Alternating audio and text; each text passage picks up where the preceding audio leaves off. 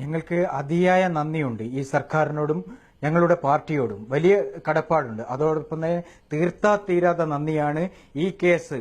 ഞങ്ങളുടെ കുഞ്ഞിന്റെ മരണവുമായി ബന്ധപ്പെട്ട കേസ് കൃത്യമായി അന്വേഷിച്ച് ഇതിന്റെ പ്രതികൾക്കെതിരെ ആദ്യ നടപടി സ്വീകരിച്ച ശ്രീ കിരൺ നാരായണൻ IPS അവരെ ഓർത്ത് ഞങ്ങൾ അഭിമാനിക്കുകയാണ്.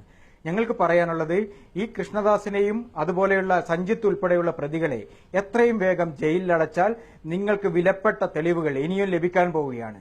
അവർ ഭീഷണിപ്പെടുത്തി നിർത്തിയ ജിഷ്ണുവിന്റെ സഹപാഠികൾ, ഒരു മുറിയിൽ ഒന്നിച്ച് താമസിച്ചവർ, അവർക്ക് ഒരുപാട് കാര്യങ്ങൾ പറയാനുണ്ട്. ഈ കൊലപാതകത്തിലേക്ക് നയിച്ച ഇവനെ കൊന്നതിന് തെളിവായിട്ടുള്ള ഒട്ടനവധി കാര്യങ്ങൾ ഇവന്റെ സഹപാഠികൾക്ക് പറയാനുണ്ട്. അവർ ഇന്ന് ഭയക്കുകയാണ്. കൃഷ്ണദാസും ഈ സഞ്ജിത്തും ഉൾപ്പെടെയുള്ളവർ പുറത്തു കറങ്ങുകയാണെങ്കിൽ ആ തെളിവുകളൊന്നും പുറത്തു വരില്ല. ഇവർ ജയിലിനകത്തായാൽ നിരവധി തെളിവുകൾ പുറത്തു വരും. അതാണ് സൂചിപ്പിക്കുന്നത്.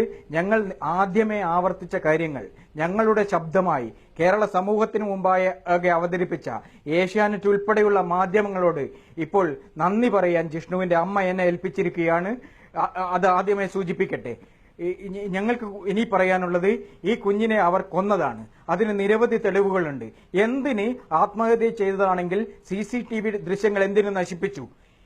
ഇവന്റെ മരണം നടന്ന മുറിയിലെ ചോരപ്പാടുകൾ ഞാൻ തുടക്കത്തിൽ ചോദിച്ചത് വീണ്ടും ഇടപെട്ട് ചോദിക്കുകയാണ്. ഇതൊരു കൊലപാതകമാണെന്ന് ഉറച്ചു വിശ്വസിക്കുന്നുണ്ടെങ്കിൽ ഇത് ആത്മഹത്യയാണ്, പ്രേരണാ കുറ്റമാണ് ഇവർക്കെതിരെ ചുമത്തിയിരിക്കുന്നത്. ആ നിഗമനത്തിനോട് നിങ്ങൾക്ക് യോജിപ്പുണ്ടോ എന്നാണ് എന്റെ ആദ്യ ചോദ്യം.